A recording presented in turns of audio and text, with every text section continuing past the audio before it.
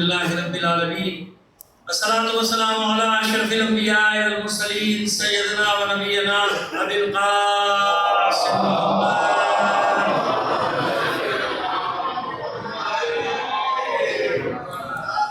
وآلہ الطیبین الطاہرین المعصومین ولعنۃ اللہ علی اعدائہم اجمعین من الآن الی قیام یوم الدین اما بعد فقد قال الله تعالى في كتابه المبين وهو أصدق القائلين وقوله الحق بسم الله الرحمن الرحيم إن الذين ينفقون أموالهم ليصدوا عن سبيل الله فسينفقونها ثم تكون عليهم حسرة ثم يغلبون صلوات علی مولانا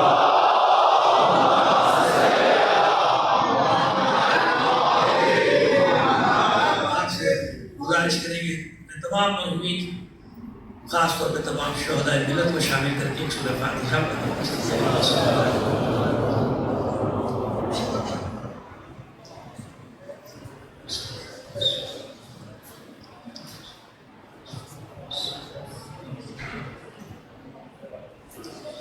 اور گزشتہ روز کی طرح 1 منٹ بس آپ کریں گے دعا کے لیے، کیونکہ آخر میں کیفیت نہیں ہوتی. بہت سارے میں نے کہا مجھے چاہتے ہیں کہ دعا ہو، میں نے تو اچھی بات ہے، دعا ہونی چاہیے، تو ابھی دعا کر لیتے ہیں تاکہ بعد میں موقع نہیں ہوتا.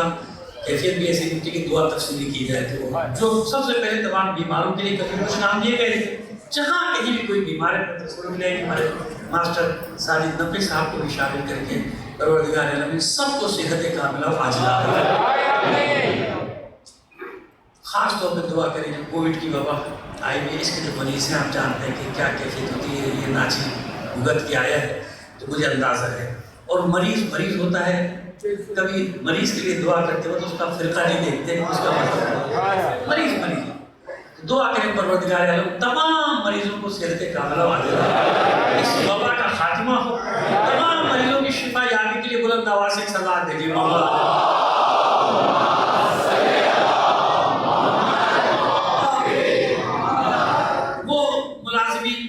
ان کے لیے دعا کروائی تھی میں نے، جن کو ملازمتوں سے نکال دیا گیا یا پینٹنگ میں کیسے بورڈ میں کیسے کیا کیا ہے، یہاں تو نہ معلوم کیا کیا ہوتا ہے نا، گیہوں کے ساتھ گیہوں بھی سارا پیس دیا جاتا ہے. ان کے لیے دعا کریں پروردگار عالم ان سب کی نوکریوں کو بحال کرے اور ان کو بے روزگار کرتے جنہوں نے انہیں بے روزگار کیا. وہ بے روزگار ہو گئے تو ان کی جان چھٹ جائے گی، ملک اچھا ہو جائے گا. جو امیروں کو بے روزگار ہو جائے، جو غریبوں کو بے روزگار کرتے ہیں. صلوات دیجیے محمد علیہ محمد.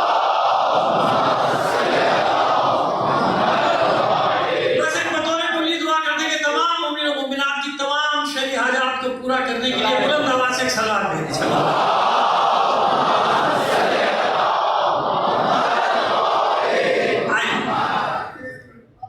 جہاں بات کل چھوڑی تھی وہیں سے، لیکن ایک پیغام صورتحال کے مطابق وہ بہت ضروری ہے. یہ پیغام جانا یاد رکھے گا کہ کچھ شکست خوردہ عناصر جن کی خواہشات پوری نہیں ہو سکی افغانستان میں، کاش یہ صحیح ریکارڈ ہو جائے، میرا میسج صحیح ریکارڈ ہو جائے.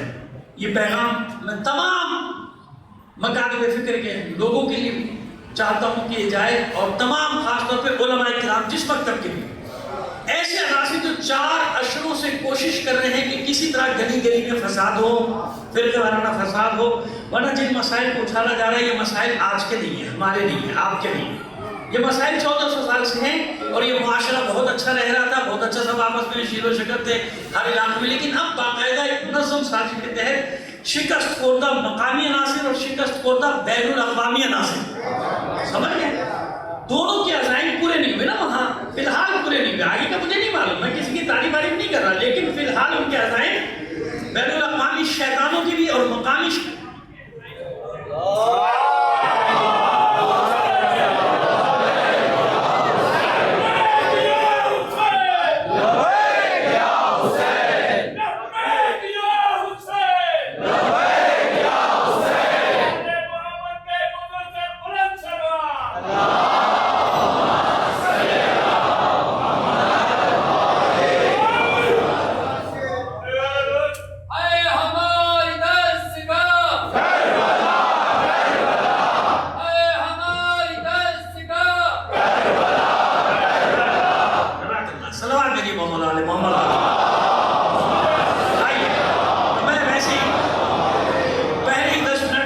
لیٹ ہو چکا ہوں، لہذا کریں گے کہ زیادہ سے زیادہ بات کم سے کم وقت میں ہو جائے. تو یہ جتنے بھی عناصر شکست خوردہ، چاہے وہ مقامی شیطان ہو چاہے وہ بین الاقوامی شیطان ہو، ہے نا، اب وہ کہاں اپنا بدلہ نکالے، کہاں اپنا غصہ نکالے. اب وہ یہاں کیا کر رہے ہیں اس پاکستان میں، کیونکہ ان کی نظر میں پاکستان بھی مجرم ہے، ان کی نظر میں پاکستان بھی مجرم ہے. تو اب کیا کریں گے کہ پاکستان کو انہوں نے اپنی آواز کا بنایا ہے. تمام سازشوں کی بتا رہا ہوں، اور اس وقت بڑی بھیانک سازش ہو رہی ہے. ہمیں اس سازش کا حصہ نہیں بننا، 3 دن سے کہہ رہا ہوں. ہمیں سینہ سپر ہو جانا اس سازش کے مقابلے میں. بھیانک سازش ہو رہی ہے کہ پاکستان کے شہر شہر میں، گلی گلی میں فرقے وارانہ، خدا نہ کرے فساد پھیلایا جائے. وہ فسادی ٹولہ تیار ہے، وہ نکل رہا ہے اور لوگوں کو اکسا بھی رہا ہے کہ کسی طرح سے تو سمجھ لیں کہ جو اس شہروں کو برباد کرنے کے خواہش رکھتا ہے وہ نہ اسلام کا دوست ہے نہ وہ پاکستان کا دوست ہے. کاش یہ بات ہمارے حکمرانوں کو سمجھ میں آ جائے. میں صاف کہہ رہا ہوں، آپ کو اچھا لگے یا برا لگے، صوبائی حکومت ہو یا وفاقی حکومت ہو، ان بدبختوں کو صبح سے شام تک ایک دوسرے کو گالیاں دینے سے فرصت نہیں. یہ صبح سے شام تک چینلز پہ بیٹھے، ان کا صرف ایک ہی مشن ہے، ایک ہی ہدف ہے، ایک دوسرے کو گالیاں دو، برا بلا کہو، جھوٹا کہو، مکار کہو. یہ سب جھوٹے اور مکار جو ان کی ذمہ داریاں وہ پوری نہیں کر رہے. جو ان کی ذمہ داری ہے اس ملک میں امن و امان بحال کرنا، دہشت گردوں کے سامنے گھٹنے ٹیک دیتے ہیں. سمجھ میں آ رہی ہے میری بات؟ صاف صاف کہہ رہا ہوں. آپ کو بتا یہ سازش ہو گئی، بیانہ سازش. علماء اسلام سے اپیل کر رہا ہوں کہ نکلو گھروں سے اس سازش کو روکنے کے لیے. سب جانتے ہو کہ کون سا ٹولہ ہے جو یہ سازش کر رہا ہے کہ فرقے وارانہ فساد پھیلے. اور سنو ایک بات اور سن لو، کوئی کسی کو ختم نہیں کر سکتا. 1400 سال کی تاریخ گواہ ہے، کوئی کسی کو ختم نہیں کر سکا، کسی کا کچھ نہیں ہوگا. لیکن خدا نہ کرے اگر یہ آگ بھڑک اٹھی، اس ملک کا بہت نقصان ہو جائے گا. اس سے زیادہ آسانی سے نہیں سمجھا سکتا ارباب اقتدار کو بھی. اور یہ پیغام تمام کے لیے، تمام مسلمانوں کے لیے، اپنی قوم کے لیے خاص طور پہ ہوش سے، دانشمندی سے، تدبر سے مشتعل کرنے کی کوشش کی جا رہی ہے آپ کو اور ہمیں، تاکہ ہم اس سازش کا شکار ہو جائیں. نہیں ہونا اس سازش کا شکار. اور حیدرآباد کے باسیوں، تمہیں بار بار ہوشیار کر رہا ہوں، اس شہر میں خاص نظریں ان بدبختوں کی، کیونکہ یہاں کبھی ایسا نہیں ہوا. اپنے بھائیوں سے رابطوں میں رہو. کوئی کوشش کامیاب مت ہونے دینا ان شیطانوں کی جو چاہتے کہ محبت بھرے ماحول کو نفرت بھرے ماحول میں بدل دے. لہٰذا سب کو، پورے پاکستان کو میری آواز جا رہی ہے، سب جگہ میرا پیغام جا رہا ہے. سمجھو اس سازش کو. آواز میری ریکارڈ ہو رہی ہے. اگر نہیں سمجھو گے 10 سال بعد، 20 سال بعد یہ آواز پھر کانوں میں آئے گی کہ کوئی دیوانہ پکار رہا تھا، کوئی کہہ رہا تھا کہ کیا سازش ہو رہی ہے. لہذا خدا کے لیے بچاؤ، اپنے شہروں کو بچاؤ، اپنے ملک کو بچاؤ، اپنی نسلوں کو بچاؤ. ان نفرت زدہ، ان شب زادگان، یہ اندھیروں کی پیدائش، اسے بچاؤ. اپنی نسلوں کو بچاؤ، اپنے ملک کو بچاؤ، اپنے شہروں کو بچاؤ. یہ مختصر سا ٹولہ سوشل میڈیا میں کھیل رہا ہے. ان کے ساتھ قوم نہیں ہے، یہ سوشل میڈیا پہ آگ بھڑکا رہا ہے. سمجھ میں آگے ہماری بات؟ اس سے آسان الفاظ ہوئی. اور مولانا شہنشاہ حسین دلوی صاحب کا کیس یہی کیس ہے. اس کو ایک کو ٹارگٹ بنا کے سارا کھیل کیا جا رہا ہے. اور اگر سب خاموش رہے اس مسئلے پر تو کل کوئی بھی نہیں بچے گا. یاد رکھنا میری بات. یہ ناچیز بات کر رہا ہے، مسلسل بات کر رہا ہے، کوئی مانے نہ مانے، مگر میں جانتا ہوں کہ میری آواز خالی نہیں جائے گی، ان فضاؤں میں باز گشت کرتی رہے گی. پروردگار پورے اس ملک کی مشکلات کو حل فرمائے، ہمارے ملک کو اس بحران سے نکالے. ان دہشت گردوں کا خاتمہ ہو، ان پر لعنت ہو، اس ملک کے دشمنوں پہ لعنت ہو، اس قوم کے دشمنوں پہ لعنت ہو. مومنین، مسلمین اور اس ملک کی سربلندی کے لیے بلند آواز سے صلوات بھیجی محمد علیہ وسلم.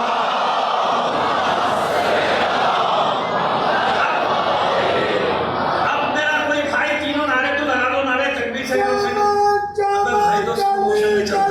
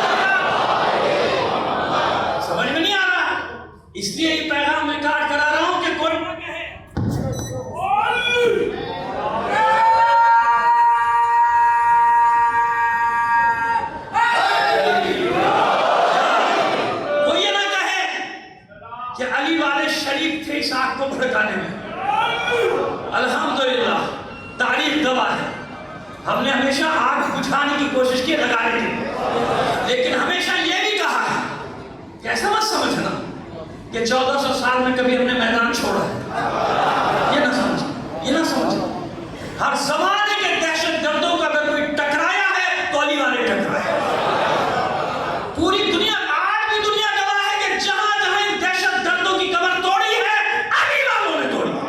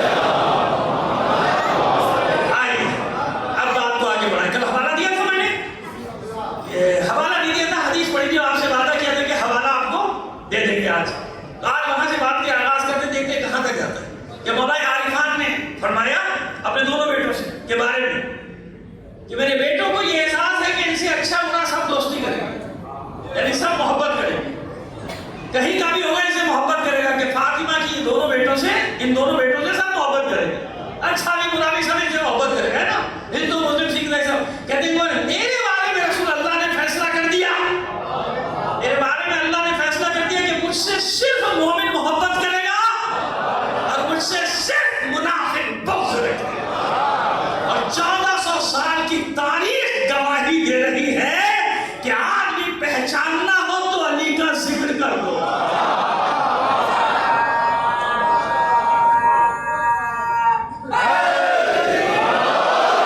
جناب جابر ابن عبداللہ انصاری، جناب عبداللہ ابن عباس رضی اللہ تعالیٰ عنہ، جناب فضل ابن عباس رضی اللہ تعالیٰ عنہ، یہ آپ کے کہنے پہ کہہ رہا ہوں رضی اللہ تعالیٰ عنہ، میرے لیے تو یہ سب سلام اللہ علیہ ہیں۔ ڈی گریڈ ہم نہیں کرتے، ڈی گریڈ تم کرتے ہو صحابہ کو، ہمارے لیے تو سب یہ سلام اللہ علیہ، وہ سلمان فارسی ہو، مقداد ہو، جو بھی ہو، یہ سب سلام اللہ علیہ۔ تو وہ فرماتے ہیں کہ رسول کے زمانے میں بھی جب ہمیں پہچاننا ہوتا تھا کہ منافق کون ہے محفل میں، تو ہم علی کا ذکر چھیڑا کرتے تھے۔ کس کا ذکر چھیڑتے تھے؟ علی کا ذکر چھیڑا کرتے تھے۔ معلوم ہو جاتا تھا منہ بگڑ جاتے تھے۔ تو آج تک وہی اصول، وہی تو اب سنو دو روایت، محمد ابن منصور طوسی، امام جرجانی 5ویں صدی ہجری میں آخر میں انتقال ہوا، 499 ہمارے برادران کے مکتب کے بہت بڑے محدث بھی ہیں، اور امام اس لیے ان کے لفظ کے نام کے ساتھ کیا لگایا جاتا ہے؟ امام جرجانی۔ نام تو پورا کافی لمبا چوڑا ہے، محمد بن حسین الشجری جرجانی۔ تو امام جرجانی کو مختصر کہا جاتا ہے کہ بہت ساری کتاب وہ یہ نقل کرتے ہیں واقعہ، کہتے ہیں کہ محمد ابن منصور طوسی بیٹھا تھا امام احمد بن حنبل رحمت اللہ علیہ کی مجلس میں۔ مجلس یعنی یہ مراد نہیں، مجلس کہتے ہیں درس کی مجلس، وہ بیٹھنے کی جگہ اس کہتے ہیں مجلس۔ تو مجلس میں بیٹھے تھے، ان کے درس میں بیٹھے ہوئے تھے محمد ابن منصور طوسی جو یہ نقل کر رہا ہے۔ تو محمد ابن منصور طوسی کہتے ہیں کہ میں بیٹھا ہوا تھا امام احمد بن حنبل رحمت اللہ علیہ کی مجلس میں، درس میں بیٹھا ہوا تھا، تو ایک شخص کھڑا ہوا، اس نے سوال کیا کہ کیا آپ کا اس حدیث پہ یقین ہے کہ علی قسیم النار ہے؟ اور میں نے آپ سے بتا دیا مجھے کوئی حوالے کے بارے میں چیلنج نہ کرے، میں حوالہ جو دیتا ہوں ساتھ لے کے چلتا ہوں، یقین میرے پاس ہے، جس کو آگے دیکھنا ہوں دیکھیں، میں حوالے میں بالکل، اس لیے میں جانتا ہوں کہ ہر چیز ریکارڈ ہوگی، غلط حوالہ دے گا پکڑا جائے گا، ہے نا، پکڑا جائے گا نا، غلط حوالہ دے گا اور پکڑ جا رہے ہیں، پتہ نہیں کتنے سوشل میڈیا پہ پتہ نہیں کیا کی شرط اڑا رہے، حوالہ ہے جو حوالہ دے رہے وہ حوالہ نہیں، اگر وہ کتاب ہے تو اس میں وہ بات ہی نہیں جو کہہ رہے ہیں۔ تو میں تو آپ سے کہہ رہا ہوں کہ میں جب تک چیک نہیں کر لوں اس تک آپ کے سامنے رکھتے ہی بات کو۔ تو کہتے ہیں کہ امام احمد بن حنبل رحمۃ اللہ علیہ سے سوال کرتے ہیں کہ کیا آپ کا اس حدیث پہ یقین ہے؟ یہ حدیث صحیح ہے کہ علی جہنم کے تقسیم کرنے والے ہیں؟ تو فرمایا کیوں نہیں، کیوں نہیں، کیا تو نے سنا نہیں، کیا تو نے یہ حدیث نہیں سنی جو ہمارے مسلم؟ اچھا جو حدیث میں روز پڑھ رہا ہوں نا، یہ ماشاءاللہ تمام مکاتب فقہ میں اتنی معتبر اور مستند ہے کہ اس کے سینکڑوں حوالے۔ اچھا اس لیے اس کو رد نہیں کر سکتے کہ میں نے عرض کر دیا صحیح مسلم، صحیح ترمذی، صحیح نسائی اور ابن ماجہ میں الفاظ تھوڑے سے بدل گئے لیکن ہے۔ چلیے تین تو ہے نا، صحیح ستہ میں سے تین معتبر، اور یہ تینوں کتابیں ناچیز کے پاس ہیں تو صحیح ستہ لیکن یہ تینوں میں موجود ہے، ٹھیک ہے۔ اب کوئی کہے باقی میں بھی ہے مگر حاشیے میں کیا ہے، جب تشریح کسی بات کی گئی تو حاشیے میں، چلیے ہم کہتے ہیں باقی میں نہیں، لیکن میں نے پرسوں آپ کو کیا اصول بتایا کہ صحیح میں سے، اور اس میں بھی صحیح ہیں، صحیح ہیں کون سی ہے، صحیح بخاری اور صحیح مسلم۔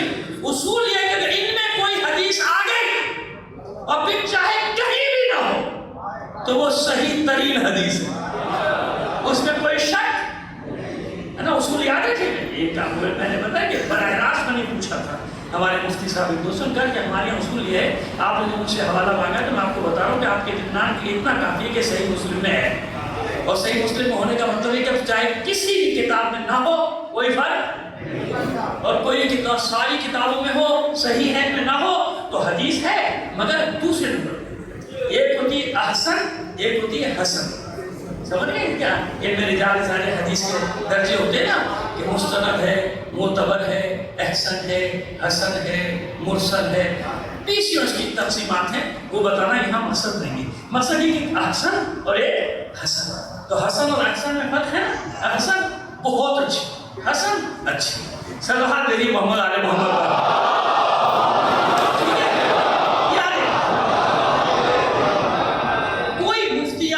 ایسے فتویٰ نہیں دیتا، یاد رکھو، حالانکہ ہمارے یہاں ماشاءاللہ فٹ پاتھ پہ فتویٰ دے دیتے، اتنے قابل ہوتے نا حدیث جانتے، نہ فقہ جانتے، اردو جانتے نہیں، عربی جانتے نہیں، فارسی جانتے نہیں، مصیبت انگلش بھی نہیں جانتے۔ ایک سلوات دیجیے محمد علی محمد۔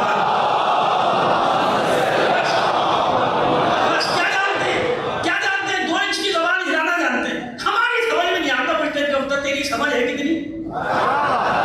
میٹرک میں تو فیل ہوتا رہا، تیری سمجھ اتنی ہے، آگے تو پڑھ نہیں سکا، تیری سمجھ اتنی ہے، اور چلا ہے مجتہد سے مقابلہ کرنے کے لیے۔ تجھے شعور ہے کہ جس کی پوری زندگی گزر جاتی ہے ان علوم کے سمندر میں غرق ہو کے حقیقت نکالتا ہے ہمارے، تو بھائی اس نے سوال کیا امام احمد بن حنبل رحمۃ اللہ علیہ سے کہ استاد محترم یہ فرمائیے اس حدیث کو یقین کا کیوں نہیں حدیث؟ کیا تم نے یہ حدیث نہیں پڑھی ہمارے یہاں؟ کہتے ہیں ہمارے یہاں۔ کیا تم نے یہ حدیث نہیں پڑھی ہمارے یہاں کہ اللہ کے رسول نے فرمایا یا علی لا یحبک الا المؤمن ولا یبغضک الا المنافق؟ کیا تم نے حدیث نہیں سنی کہ اے علی آپ سے سوائے مومن کے کوئی محبت نہیں کرے گا، سوائے منافق کے کوئی بغض نہیں رکھے گا؟ اب یہ بتا کہ مومن کہاں ہوگا؟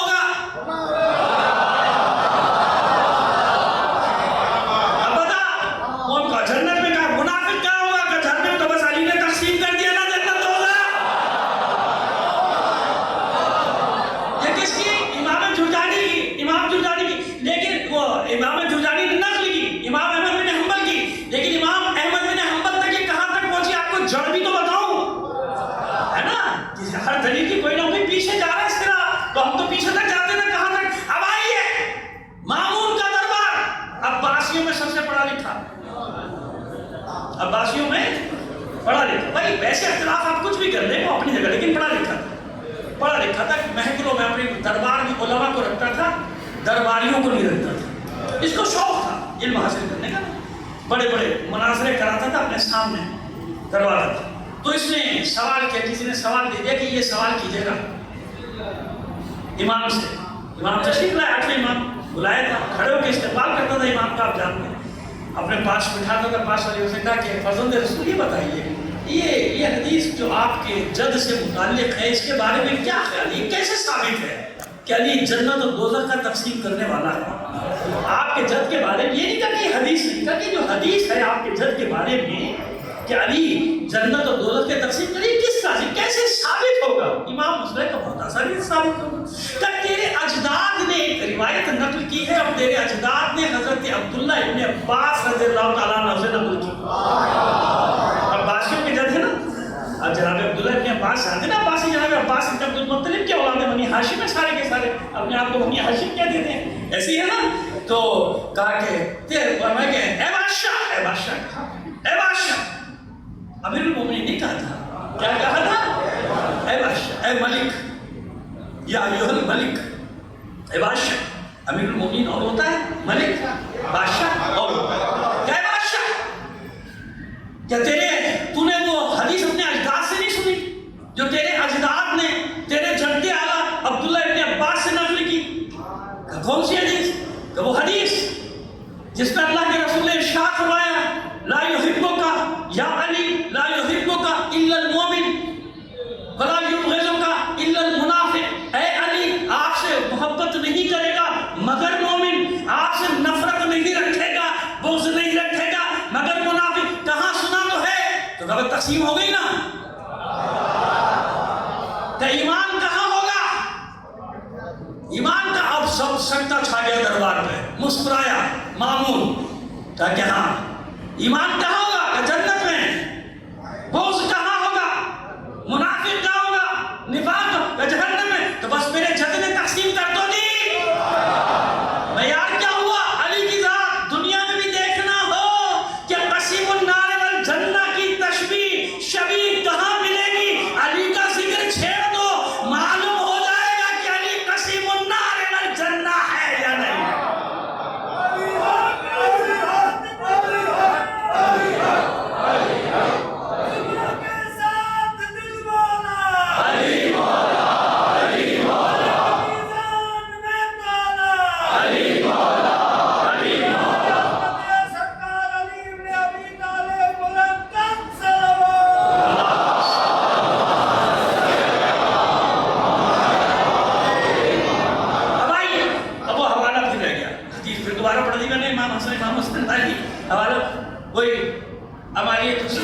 ہماری شیخ توسی اور بہار العلماء. باقی حوالے سے بہت سارے مجھے دینے کی ضرورت ہے، خام خام قابلیت کا اظہار مقصود نہیں ہے. مقصد یہ کہ وہ حوالے آپ تک پہنچا دیں جو آپ کو اویلیبل ہے. کسی بھی مدرسے میں ہماری دونوں کتابیں ملیں گی، ہماری شیخ توسی بھی مل جائے گی اور بہار العلماء. پھر ان میں آپ نکال چلے گا. جیسے کہ میں نے کہا نا کہ اگر محمد ابن منصور توسی کی کوئی روایت ہے تو پیچھے وہ 200 سال پہلے اس سے بھی ایک موجود ہے. یعنی امام کی ایک دلیل ہے، اس امام کی دلیل سے ہر ایک نے اپنے اپنے انداز میں حجت قائم کی.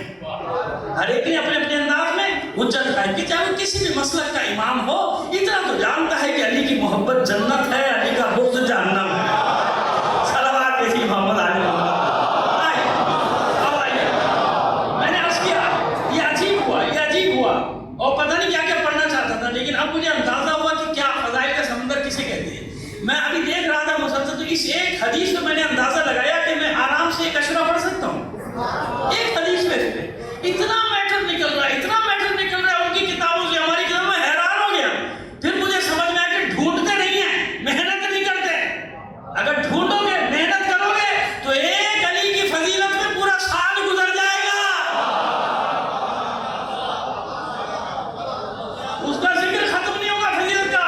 اب یہ جو روایت پیش کر ریہ ابن ابی منصور، اس نے نقل کیا اس روایت کہ حضور کی بارگاہ میں بیٹھے تھے سب ہم لوگ، تو ایک جنازہ گزرا. 4 حبشی غلام اس کو کاندھا دیے تھے. ہم نے دیکھا کہ حضور بے چین ہو کے کھڑے ہو گئے اور تیز چلتے. ظاہر ہے کہ دوڑتے نہیں تھے رسول، یاد رکھے، نہ علی نہ رسول. تیز قدم بڑھانا اس بات کی علامت ہوتا تھا کہ بہت ہی اہم کام، بہت اہم. تیز قدم. جنازہ رکھا دیا 4 حبشیوں سے، ہٹایا ایک حبشی غلام کا جنازہ. آپ رسول ہے علم لدنی، اپنے علم لدنی تھا جبھی تو وہاں تک آئے نا. لیکن کچھ چیزیں ریکارڈ کرنے کے لیے ضروری ہوتی ہیں تاکہ تاریخ میں محفوظ ہو جائے واقعہ. علم لدنی ہے جبھی تو آئے، جبھی تو جنازہ رکھا ہے، مل گئی ہے خبر. لیکن سب کو معلوم تو ہونا. تو چاروں طرف سب کو دیکھ کر کہا کوئی پہچانتا ہے اس کو؟ میت کی طرف، اس میت کو کوئی پہچانتا ہے؟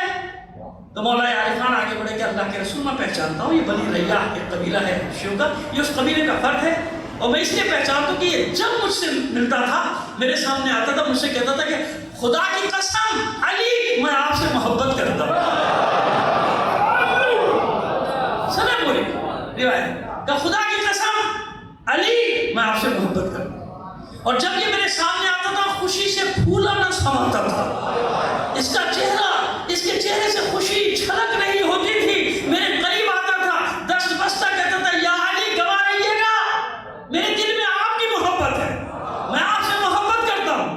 تب حضور نے فرمایا، اس کے دانے کو رکھا، حضور نے فرمایا کہ علی تمہاری محبت نے اس کو جو مقام دیا ہے، اس وقت ملائکہ کے لشکروں کے لشکر، بظاہر 4 آدمی ہے نا، تو حضور کیوں کیا کہ ملائکہ کے 70 گروہ اور ہر گروہ میں 70,000 ملائکہ.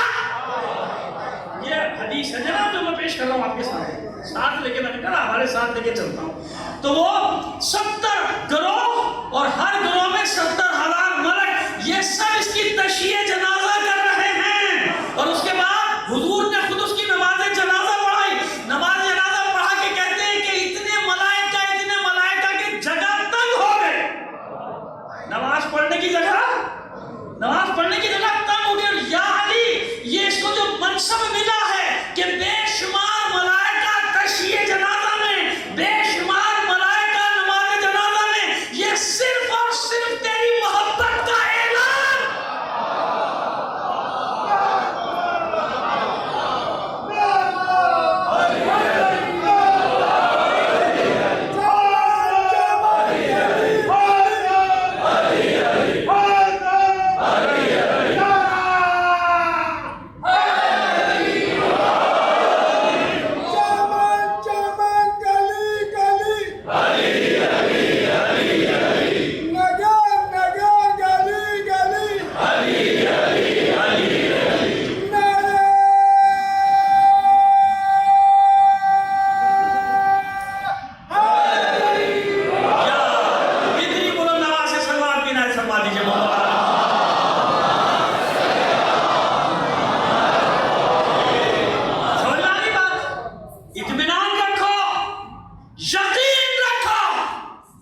جس کا یقین دل یقین ہے اسے کچھ نہیں ملنے والا.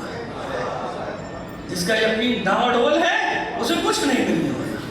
یہ یقین ہے جو پتھروں پہ جب کھینچا جائے بلال کو تو وہ لذت محسوس کرتا ہے. تکلیف نہیں. جب گرم سلوں پہ لٹھا دیا جائے اس کو، جب کانٹوں پہ لٹھا دیا جائے اس کو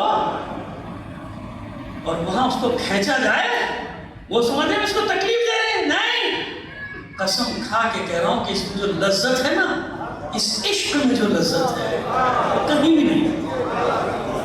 لذت وہ جانتا ہے جو علی کے عشق میں مبتلا ہے. اسے تکلیف تھوڑی نظر آتی. اگر یہ عشق ہو علی سے تو ابو ذر کے ساتھ جو چاہو سلوک کر لو،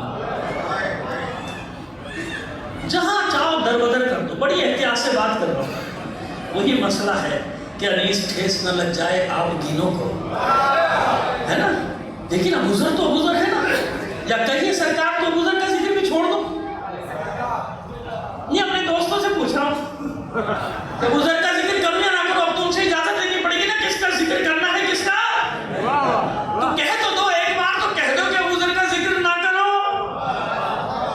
تاکہ ایک اور مہر تصدیق ثبت ہو جائے تمہاری منافقت کے اوپر. صلوات بھیجیے محمد آل محمد پر.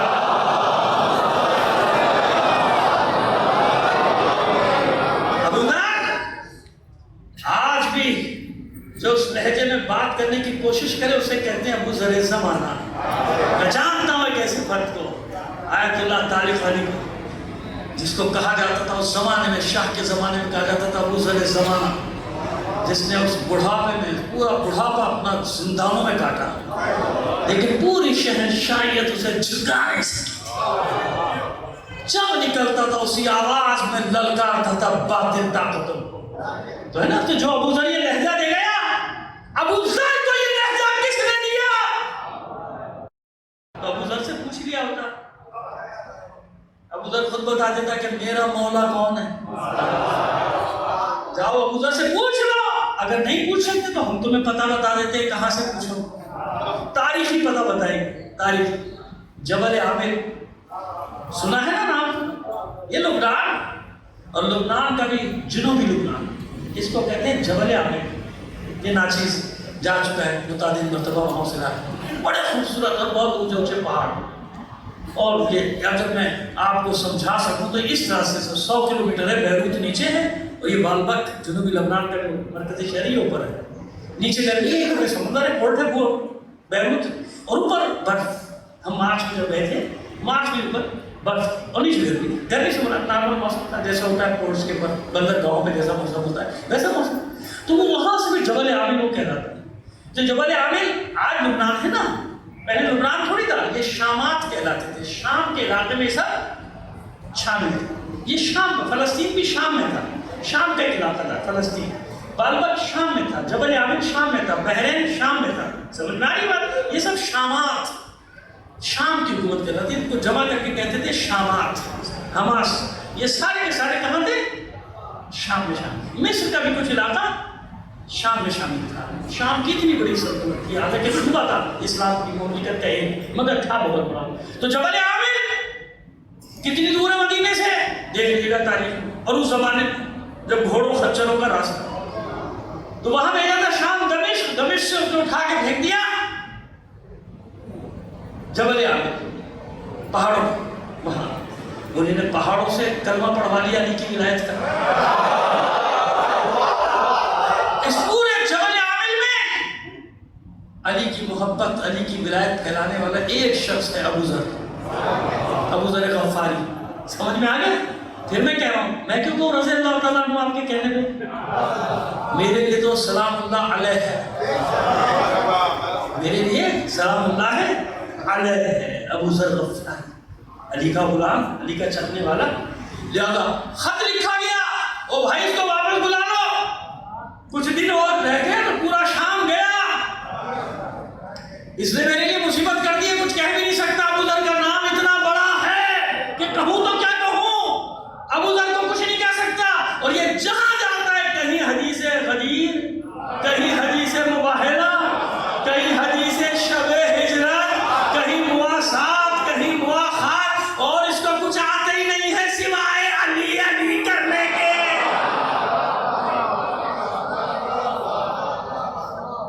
سمجھ میں آئی بات؟ بس واپس بلاؤ. تو واپس بلانے تک کام ہو چکا تھا.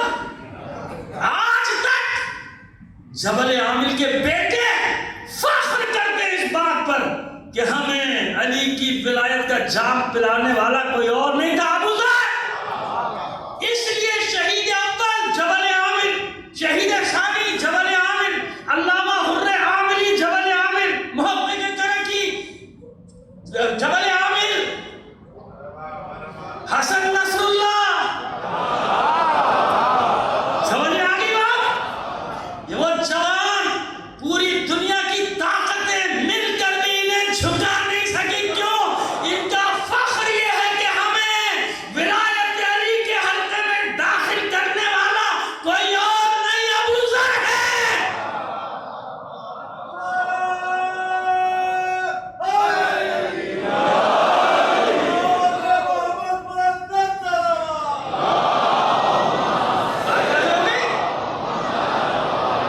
یہ جبل عامل تو ذکر کیا بنے؟ جناب ابو ذر کا بتا دیا آپ کو. تو تاریخ ہم سے پوچھ لو، ہم بتاتے رہیں گے. لیکن ہماری مشکل یہ ہے کہ سب سے بڑی مشکل کہ ہمارے برادران کو تاریخ بتائی نہیں جاتی، گریز کیا جاتا ہے اس سے. اور جب تاریخ نہیں بتائی جاتی تو جو کہہ رہا ہے مولوی ٹھیک ہے، بس سن لیا، بس ختم ہو گئی بات. نہیں، ایسا نہیں میرے دوستو، ایسا نہیں کرو. مطالعہ کرو. آج سے 40 سال پہلے بھی اختلافات تھے، لیکن اہل علم کے درمیان تھے. کچھ عاقبت ناندیشوں نے کیا کیا؟ ان اختلافات کو گلیوں میں پھینک دیا، جو عوام الناس سے برداشت نہیں ہو سکتے تھے نا، کیونکہ ان کی اتنی علمی صلاحیت نہیں تھی. پہلے بھی یہ اختلاف ہے، 1400 سال سے یہ اختلاف ہے، لیکن علماء کے درمیان تھے. علماء کے مباحث، علماء کے مکالمے، علماء کے مذاکرے وہاں تک تھے نا.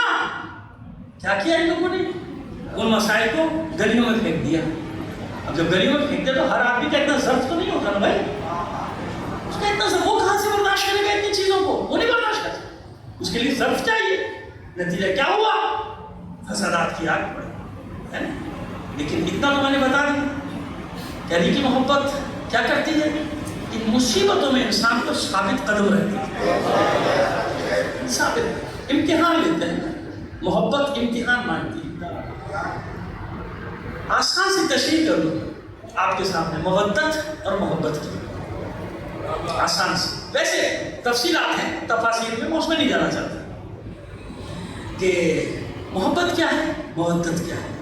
محبت یہ آسان سی تشریح کر رہا ہوں، کہیں بڑی تفصیل سے کچھ اور معنی مل جائے تو گھبرائیے گا مت، سمجھ گئے آپ؟ میں آسان سمجھانے کے لیے آپ کو بات کر رہا ہوں، محاورے کی زبان میں جو ہماری زبان میں رائج ہے اس زبان میں بات کرنا چاہ رہا ہوں۔ محبت انسان کو ایک وقت میں نہ معلوم کتنی چیزوں سے ہوتی ہے، ہو جاتی ہے نا۔ ماں باپ سے محبت ہے، بچوں سے محبت ہے، اہل و عیال سے محبت ہے، اپنے عزیز و اقربا سے، اپنے دوستوں سے، اپنے شہر سے، اپنی جاب سے، اپنے گھر سے محبت ہے کہ نہیں؟ اپنے وطن سے بہت ساری محبت ہے۔ مودت اس محبت کو کہتے ہیں جو سیرت کے سانچے میں ڈھل جائے۔ میں نے کہا نا کہ آسان لفظوں میں سمجھاؤں گا۔ مودت اس محبت کو کہتے ہیں کہ مودت آخری منزل ہوتی ہے جہاں ساری محبتوں کو قربان کیا جاتا ہے۔ مودت کون سی محبت؟ محبت کی وہ آخری منزل ہے مودت کہ جہاں ان ساری محبتوں کو، اب لفظ بدل دو، ایک جگہ کہا تھا برا مان کے جو عرفا کی زبان نہیں سمجھتے یا علامہ اقبال کی زبان نہیں سمجھتے اس پہ بھی کفر کے فتوے لگا دیتے ہیں، وہ میرے پر بھی فتوے لگانے آ گئے تھے، لیکن خیر بچ کے نکل گیا کیونکہ میں نے بہت سارے حوالے ایسے اکٹھے کر کے سامنے رکھ دیے کہ پھر ان کا اچھا رہتا ہے۔ اب میں اس لفظ کو بدلتا ہوں، عشق۔ عشق کیا ہے اور محبت کیا ہے؟ اقبال نے کیوں یہ عشق عشق عشق کی گردان کی اپنی شاعری میں نا، یہ مولویوں کی سمجھ میں نہیں آئی۔ ہاں وہ ٹپیکل مولوی، اس کو سمجھ میں نہیں آیا کہ عشق کہتے کسے۔ وہ بیٹھ گیا لے کے کہ قرآن میں عشق نہیں ہے، حدیث میں عشق نہیں، وہ بھائی اس کی وجوہات ہیں، وہ بھی میں کبھی بتا دوں گا کہ وہاں کیوں نہیں۔ اگر قرآن میں یہ لفظ آ جاتا عربی کا لفظ تو ہوتا کیا، لوگ اس کے مجازی معنی لیتے ہیں۔ اللہ کا کلام ہے نا، اپنے مقصد کے لیے قرآن کی آیت ابھی استعمال کر لیتے ہیں بھائی، نہیں کرتے آئے ہاتھ تو میرا لفظ عشق قرآن بھی کا لفظ ہے نا، اشقہ سے، عشقہ اس کا مادہ ہے، عشقہ بھی اس کا مادہ ہے، اس سے نکلا ہے نا یہ۔ تو اگر آ جاتا قرآن میں تو لوگ اس کو مس یوز کرتے کہ نہیں کرتے؟ اس لیے نہیں، حدیث میں استعمال ہوا مگر ایک دو جگہ کسی اور مقصد کے لیے استعمال ہوا، نہیں کیا معصومین نے بھی استعمال نہیں کیا، لیکن عزیزو عرفا کا اہل سیر و سلوک کا معاملہ الگ ہے۔ اہل سیر و سلوک جب بات کرتے ہیں نا عشق کی تو کوئی اور سا عشق ہے، سمجھ گئے؟ مثلا جیسے شہباز قلندر، اس کا میں نے وہ پورا قصیدہ ڈھونڈ ڈھانڈ کے نکال لیا الحمدللہ، میرے پاس آ گیا، جس میں کہا تھا نا علامہ اقبال نے کہ حیدریم قلندر مست، مست مست کسے کہتے ہیں؟ اب سمجھ میں عرفا کی زبان کیا ہے، کسے کہتے ہیں مست؟ عشق کی مستی میں سرشار، میں عشق پیے ہوئے، میں عشق۔ عام آدمی اس کو نہیں سمجھتا نا، وہ اپنے مسئلے میں لے جائے گا، لیکن نہیں، شہباز قلندر جہاں جا کے کہہ رہے ہیں بہت جگہ ہے حیدریم قلندرم، اس لیے میں نے کہا آج موقع اچھا ہے، مجھے موقع مل گیا کہ تشریح کر دوں ذرا سے بچوں کو سمجھ میں ہے۔ حیدریم قلندرم مست مست کھویا، میں ولایت عشق پی لی، میں شراب محبت عشق میں مدہوش ہوں، مست ہوں، حیدریم قلندرم مست بندہ مرتضیٰ، لگاؤ کفر کا فتوہ،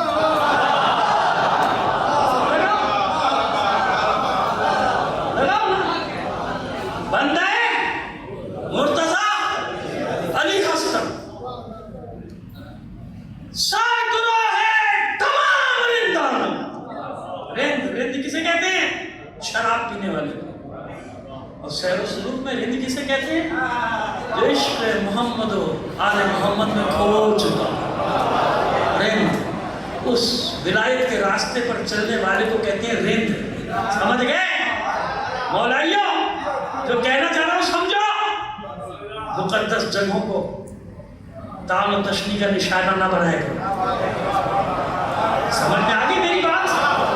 اچھے لہجے میں نے سمجھانے کی کوشش کر دی، ایک جملے میں سمجھ گئے کہ مقدس متبرک مقامات کو تعام و تشنیع کا نشانہ نہ بناؤ۔ زمانہ قیامت کی چالیں چل رہا ہے، میں تو بتا نا رند کسے کہتے ہیں؟ سرگرو ہے تمام رندان، جتنے بھی یہ میکش ہے نا ان سب کا سردار، یعنی میکشی میں اتنا آگے، میکشی میں کیسے کا سردار؟ تو کون سی میکشی؟ سمجھ میں آگئی نا بات؟ کھویا ہوں. میں عشق علی پی نہیں میں نے سرگرو ہے تمام رندانم. کیوں؟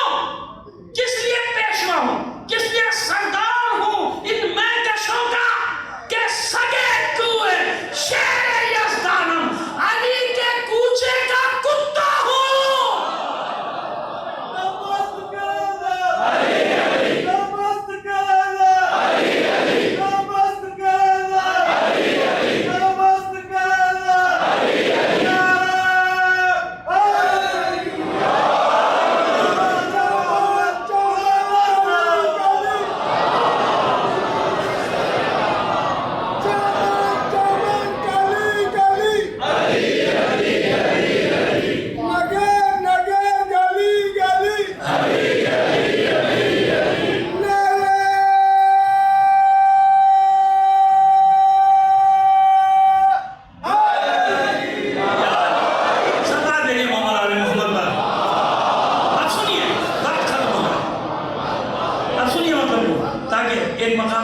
سمجھ میں آیا؟ اس لیے مولا کبھی کسی لفظ کے غلط معنی نہ لے. سنو, جو علی کے عشق میں کھو جائے نا اتنا نہیں بہتا کہ شریعت کو رون ڈالے. ابھی میں عشرہ ثانی میں پوری ایک مجلس شہباز قلندر میں پڑھی ہے. آپ کے سوال ہے وقت نہیں, ورنہ آپ کو بتاتا کہ وہ کیسا عارف باللہ تھا. اسے اس کے مرشد نصیر جمال نے بھیجا تھا کہ جاؤ سیوستان جاؤ. اس کا پرانا نام کیا ہے؟ سیوستان. سیون کا پرانا نام ہے سیوستان. آج سے 600-700 سال پہلے کا نام ہے سیوستان. سمجھ میں آ گیا؟ اور سیوستان بھی لکھا ہوا ہے تاریخ میں. جن لوگوں نے پی ایچ ڈی کی ہے ماشاءاللہ, میں نے ان میں سے بہت ساروں کی کتابیں جمع کی تھی تو مجھے بڑا اچھا لگا اور بڑی معلومات ملی. تم تو مرشد نے بھیجا تھا کہ اس جگہ جاؤ, یہاں تمہاری ضرورت ہے. بدی کا خاتمہ کر دیا. اسے زیادہ نہیں کہنا چاہتا, لوگ برا مان جاتے ہیں. حالانکہ لوگوں نے پی ایچ ڈی کی سب نے ایک ہی بات لکھی جو میں کہہ رہا ہوں کہ بدی بہت ہو گئی تھی اس علاقے میں. بدی بہت, جیسے چور پور تھا نا جہاں بری امام آئے تھے تو کیا بنا دیا تھا؟ نور پور. چور پور تھا وہ, وہاں پر کرمنل لوگ رہتے تھے تو اسے کیا بنا دیا تھا؟ نور پور. تبلیغ. ایسے جب شہباز قلندر آئے کہاں سے؟ ٹھنڈے علاقوں سے, اور یہاں صحرا, گرمی, پتھر, ریت, ہر قسم کی چیز, گرمی شدید. اب بھی دیکھنا آ کے بیٹھ گئے. بیٹھنے کے بعد علی کی محبت کے پیچھے شریعت کو پامال نہیں ہونے دیا. میں آپ کو انشاءاللہ کبھی بتا دوں گا کہ ان کی علمی صلاحیت, علمی قابلیت کتنی تھی. ایسا نہیں کرتے, ایسا نہیں کرتے. عزت کا باعث بنو. بس ایک جملہ کہوں گا, عزت کا باعث. میں نے ایک جگہ کہہ دیا تو میرے بھائی ناراض ہو گئے تھے. میں نے کہا تھا بھائی میں جاتا ہوں لیکن میں کیا کروں, ان دنوں میں نہیں جاتا, خاص دنوں میں کہ جب میں دیکھتا ہوں کہ یہاں پتہ نہیں کیا کیا ہو رہا ہے. نہیں کرو, ایسا نہ کرو, اللہ کے واسطے ایسا نہ کرو. آپ کا بزرگ ہے, ہمارا بزرگ ہے, ایک عالم دین ہے, فقیہ. میں ذمہ داری سے کہہ رہا ہوں فقیہ. کیا گزرتی ہوگی اس کی روح پہ جب وہ دیکھتا ہوگا کہ کر کیا رہے ہیں میرے ساتھ. آپ حرم میں جاتے ہیں, کربلا در جاتے ہیں, وہاں کہیں دیکھا پیسے حرکت کر سکتے پھر یہ انہی کی تو اولادیں ہیں. امام زادوں کے لیے وہاں جاتے ہوں, یا کہ تمہیں تمیز نہیں. یہ نہیں امام زادیاں یہاں پہ, وہاں امام زادوں کے لیے جاتے ہیں. اللہ کے بندوں میں ایسا نہیں. شریعت کو پامال کرنے والا مجھے معاف کر دو, مولائی نہیں ہوتا, کچھ بھی ہو سکتا ہے.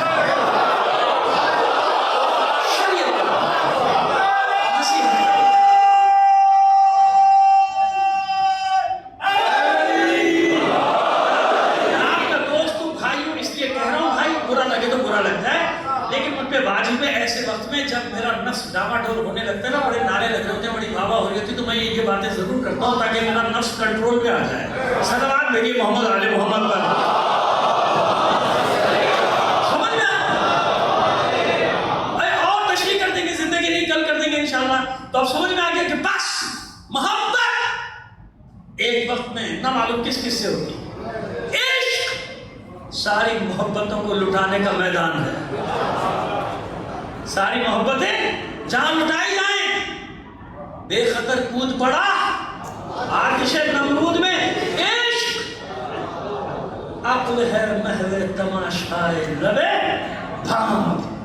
پھر کہتا ہے صدق خلیل بھی ہے عشق، صبر حسین بھی ہے عشق، مارکہ وجود میں بدر حنین بھی ہے.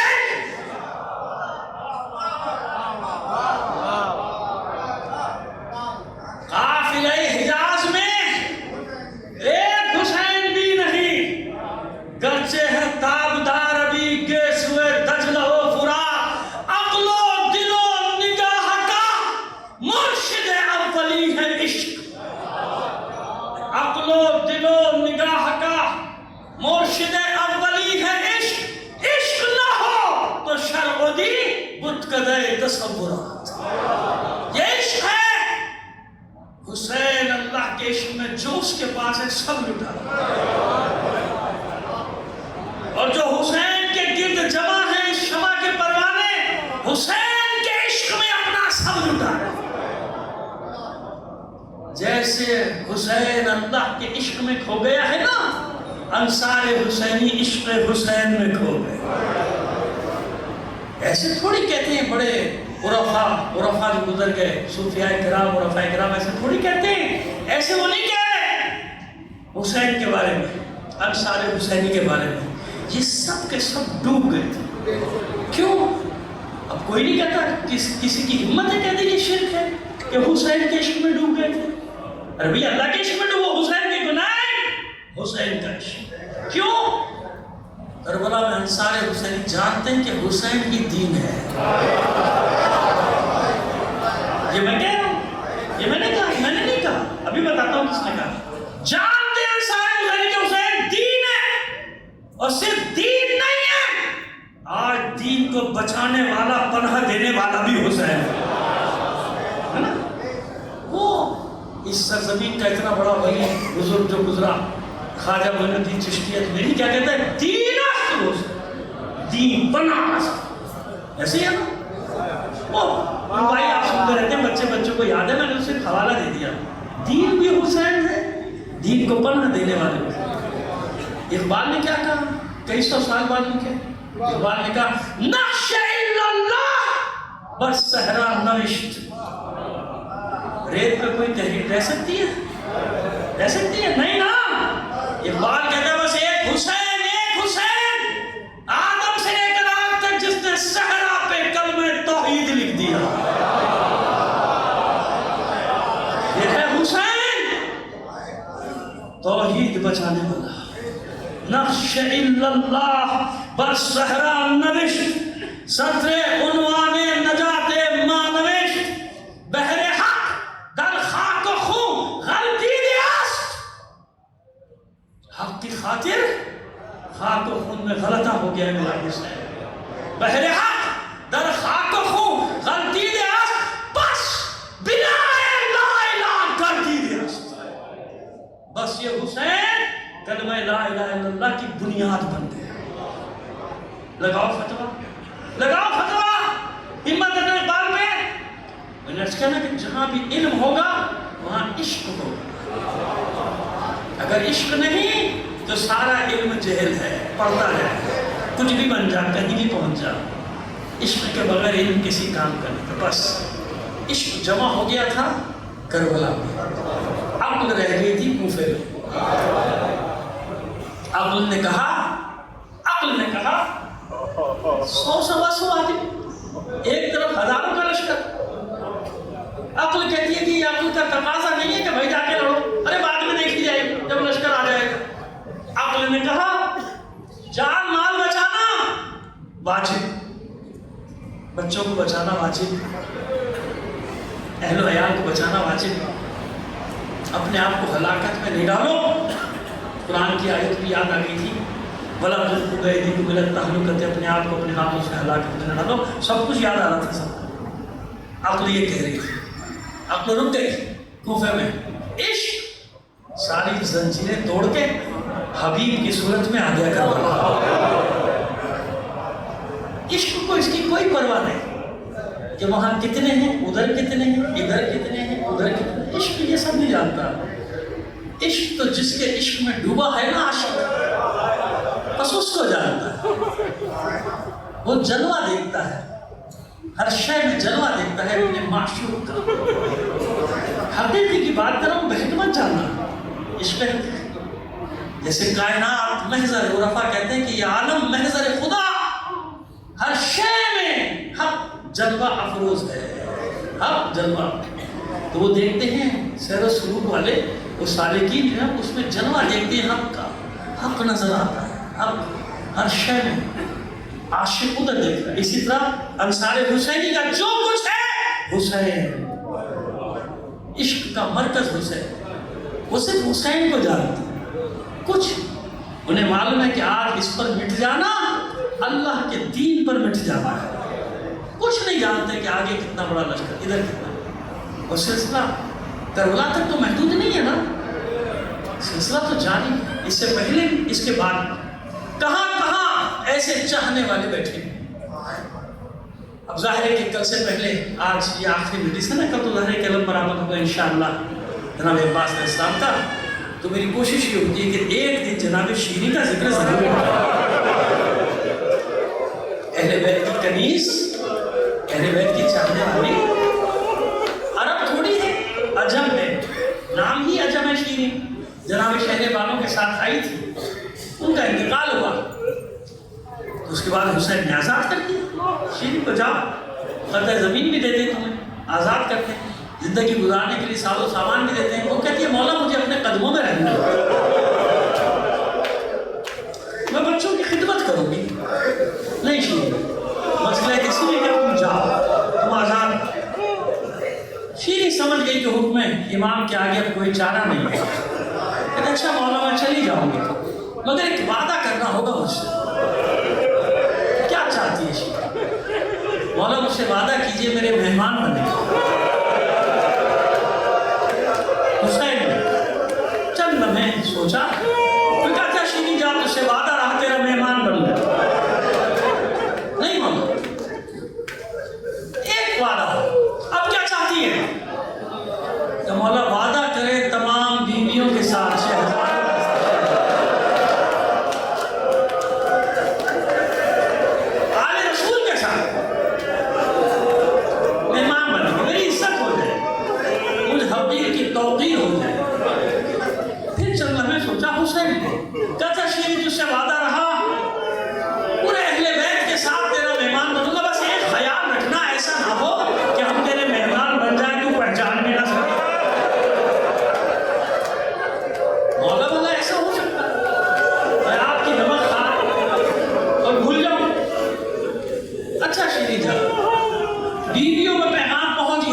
خواتین میں کہ شیریں جا رہی ہے، جو اس کو زاد راہ اور خلعت دینا چاہتا ہے۔ ہر بیوی آتی تھی زاد راہ لے کے، انعام و اکرام لے کے، جو بھی آتی تھی خلعت لے کے، ساتھ میں چادر ضرور لاتا تھا۔ تھوڑی ہی دیر میں چادروں کا ڈھیر لگ گیا۔ شیریں حیران ہو کر کہتی ہے مولا میں اتنی چادروں کا کیا کروں گی؟ امام فرماتے لے جا شیریں لے جا، شاید کسی دن کام آ جائے، لے جا۔ چلیے کوفے سے فاصلے پر ایک بلند مقام پہ گھر بنا کے رہتی ہے۔ بلندی پہ رہنے کی وجہ سے، ٹیلے پہ گھر بنانے کی وجہ سے قلعہ شیریں کے نام سے روایات میں مشہور ہو گیا۔ قلعہ شیریں کے نام سے جانا جاتا ہے روایات میں۔ بس بستی میں بھی بڑی عزت ہے، کیونکہ سب جانتے ہیں کہ آل رسول کی کنیزی سے آئی ہے، اور سب کو اس نے بتایا ہے کہ ایک دن فرزند رسول پورے اہل بیت کے ساتھ میرا مہمان بنے، تو سب عزت کرتے ہیں کہ اس کی وجہ سے ایک دن آل رسول ہماری بستی میں آئے۔ دیکھ ہفتے مہینے سال گزرتے گئے، شیریں کی بے چینی بڑھتی گئی کہ میرا مولا کب آئے گا۔ آخر ایک زمانہ آیا جب آنے جانے والے قافلوں سے شیریں کو معلوم ہوا کہ امام عراق کے سفر کے لیے نکل خوش ہو گئی شیریں، پوری بستی میں دوڑ گئی، ایک ایک گھر میں جاتی ہے، ایک ایک کو جا کے کہتی ہے دیکھو میں نہ کہتی تھی میرا مولا آئے گا، میرا امام آئے گا، میرا آقا آئے گا۔ مدینے سے چل پڑی ہے، بیویاں بھی ساتھ ہیں، میرا مولا چل پائے گا، تیاری کرو استقبال کی۔ ہم شہر سے باہر نکل کے بستی بستی سے باہر نکل کے آقا زادیوں کا استقبال کرے. جیسا مہمان ویسی تیاری ہوتی ہے نا. اب چشم تصور سے میں دیکھ سکتا ہوں کہ شیرین کس طرح سے اپنے گھر کو سجا رہے ہیں. نیا رنگ و روغن, نئی مسندیں لگائی جا رہی ہوں گی, نئے متکے, نئے پردے سب لگائے. کیسے ہوتا ہے انسان تیاری کر, لیکن پھر اس کے بعد وقت گزر رہا ہے, کوئی خبر نہیں آتی. پھر اچانک جو خبریں آنی شروع ہوئی تو وہ عجیب. لوگ تو آ جا رہے ہیں نا, قافلے آ جاتے ہیں, مگر یہ کسی خبر پہ یقین نہیں کرتی تھی. کیوں؟ یہ ایک بات جانتی تھی کہ میرے مولا نے وعدہ کیا ہے اور میرا مولا آئے. خبریں تو آنی تھی ادھر ادھر, مگر یقین نہیں کرتی تھی. اس کے بعد یہ ہوا کہ انتظار اور بڑھا تو گھر سے نکل کے, بستی سے نکل کے اس راستے پر بیٹھ جاتی تھی جو کوفے کی جانب سے آتا تھا. ہر آنے جانے والے قافلے کو دیکھتی تھی, شیریں کے مسافر نہیں آتے. ایک دن اسی طرح غم زدہ, رنجیدہ, ملال میں ڈوبی ہوئی واپس آئی اپنے قلعے میں, حجرے میں چلی گئی. رات کی تاریکی چھا گئی. تھوڑی دیر گزری تھی کہ کنیزیں آئیں دروازے پر, اور آ کے کہتی ہیں کہ شیریں, حاکم کے سپاہی دروازے پر آئے, کچھ باغیوں کے سر ہیں, کچھ قیدی ہیں, انہیں لے کر شام جا رہے ہیں, رات تیرے قلعے میں گزارنا چاہتے. اور شیریں قیدیوں میں اکثریت بیویوں اور بچوں کی. یہ سن کر شیریں خود نکل آئی. رات کی تاریکی میں دیکھا, ہاں حاکم کے سپاہی ہیں, ہاتھوں میں نیزے ہیں, نیزوں پہ سر ہے, سب لہو میں ڈوبے ہوئے. ایک تو لہو میں ڈوبے ہوئے, دوسرے رات کی تاریکی, اور تیسرے شیریں کے ذہن میں کوئی بات ہی نہیں پہچاننے کا سوال ہی پیدا نہیں, توجہ نہیں اس طرف. دوسرا منظر دیکھا ایک بیمار جوان ہے, نہیں وہ ناتواں, زنجیروں میں جکڑا ہوا, گلے میں کپڑے کھاڑا ہے. ترس آ گیا, نہ معلوم کہاں سے اس جوان کو پیدل چلاتے ہوئے لا رہے. تیسرا منظر دیکھا, ناقوں پہ بیویاں, بیویوں کے سروں پہ چادریں نہیں ہیں, بیویوں کے ہاتھ بس ہے, پشت بند ہے. شیریں کہتی ہے بہت ہی معزز خاندان ہے, جس کے خاندان کی بیویوں نے اپنے چہرے کا پردہ اپنے بالوں سے کھلوا دیے دروازے, آ جاؤ, میرا گھر حاضر ہے, یہاں رہو. سپاہیوں کے لیے حجرے کھلوا دیے. شیریں نے دیکھا کہ قیدی بیویاں اور وہ بیمار جوان وہیں صحن میں دیوار سے لگ کے بیٹھے. سمجھ گئی شیریں ان قیدیوں میں بڑا ظلم ہو گیا. سپاہیوں کے پاس آ کر کہتی ہے اگر تمہاری اجازت ہو کچھ حجرے ان قیدیوں کے لیے کھول, رات بھر کا تیرا گھر ہے, ہمیں کوئی اعتراض نہیں. جلدی سے دوڑے, غلاموں کنیزوں کو حکم دیا حجرے کھولو. وہ حجرے جو حسین کے لیے سجایا تھا, جو زینب کے لیے سجایا تھا, جو کلثوم کے لیے سجایا تھا, وہ حجرے کھلوا دیے.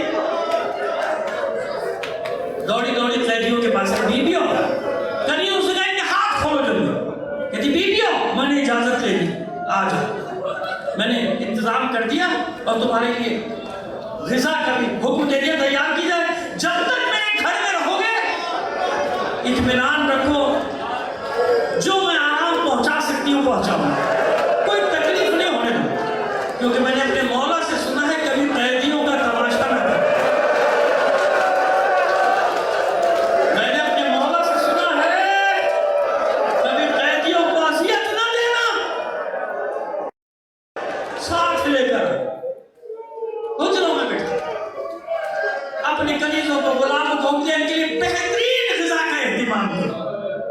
جب اتنا مہربان پایا تو ایک بیوی نے کہا شیریں ایک بات مانے گی؟ کہا جو میرے بس میں ہے مانوں گی, بتاؤ. کہا شیریں تیرا گھر ہے, بس رات بھر کے لیے ہمارے بارشوں کے سر ہمیں دلوا دے. شیریں کہتی میں بات کرتی ہوں. آئی سپاہی نے کہا دیکھو میرا گھر ہے, کہیں نہیں جا سکتا, بھر کے لیے، یہ نیزے جن پہ ان کے وارثوں کے سر ہیں، رات بھر کے لیے دے دو، کلیجہ، ہمیں کوئی اعتراض نہیں، جلدی سے بلایا قیدیوں نے، اٹھاؤ یہ سب نیزے، چلو لے کر۔ قیدی بیویوں کے پاس آئی مگر حیران رہ گئی کہ اپنے وارثوں کے سر پانے کے باوجود کوئی بیوی روتی نہیں، بے چین چہروں پہ کرب کے آثار مگر روتے نہیں۔ واپس جانے لگے، اس بیوی نے پھر کہا شیریں ایک بات اور مانے گی؟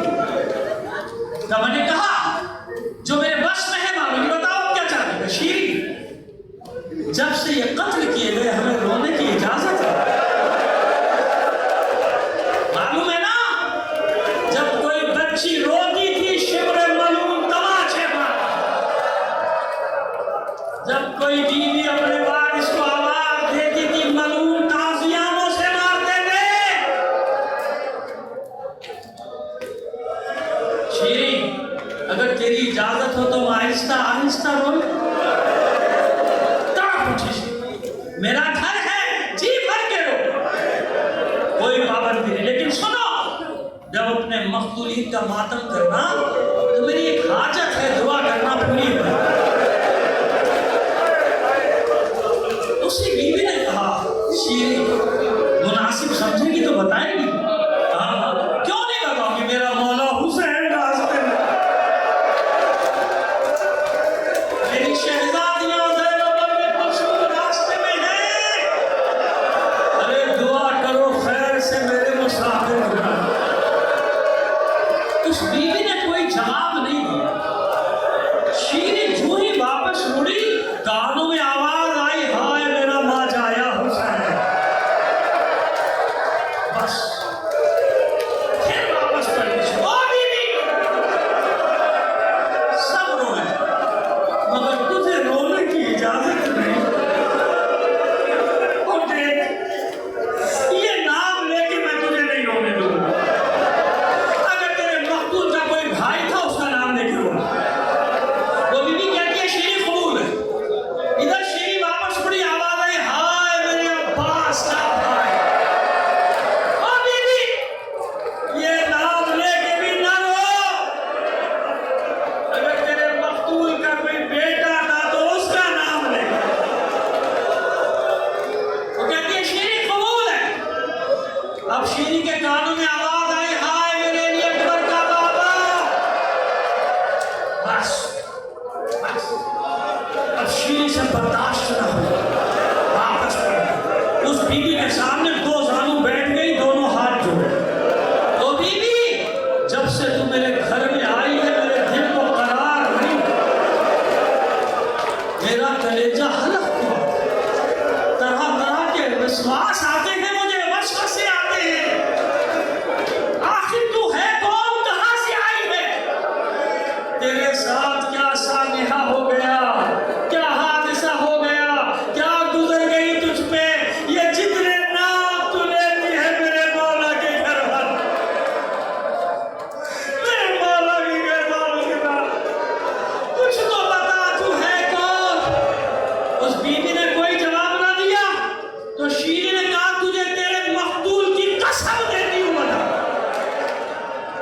بس بس اب زینب کے ضبط کے بندھن بھی ٹوٹ گئے،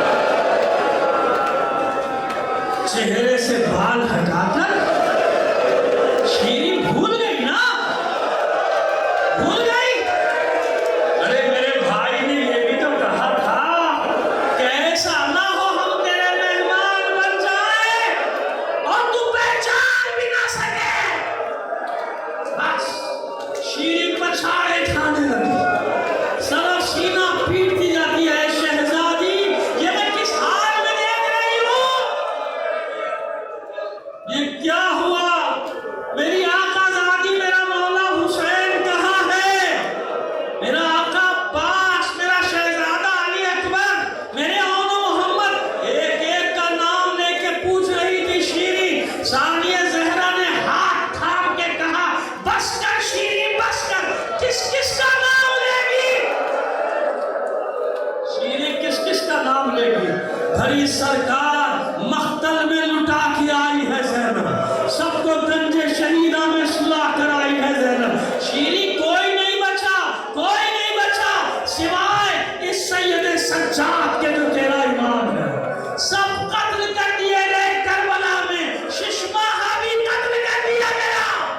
کوئی نہیں بچا شیریں اپنے مولا سے ملے گی، اپنے مولا سے ملے گی۔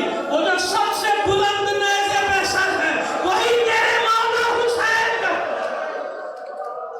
سر و سینہ پیٹتی جا رہی ہے، بڑھتی ہے نیزے کی جانب، پکارتی جاتی ہے، خوب وعدہ نبھایا، خوب میرے مہمان بنے ہو، خوب مجھے شرف میزبانی بخشا، اے میرے سید و سردار، اے میرے آقا، اے میرے مولا۔ کیا میں آج ہی کے دن کے لیے زندہ رہ گئی تھی کہ زینب و ام کلثوم میری مہمان بنے، ان کے سروں پر چادریں بچھا۔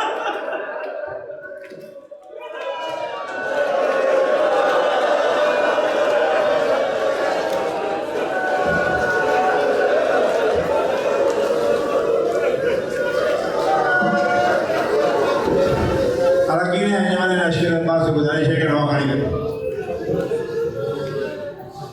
کل انبیاء کا سر ہے اکیلا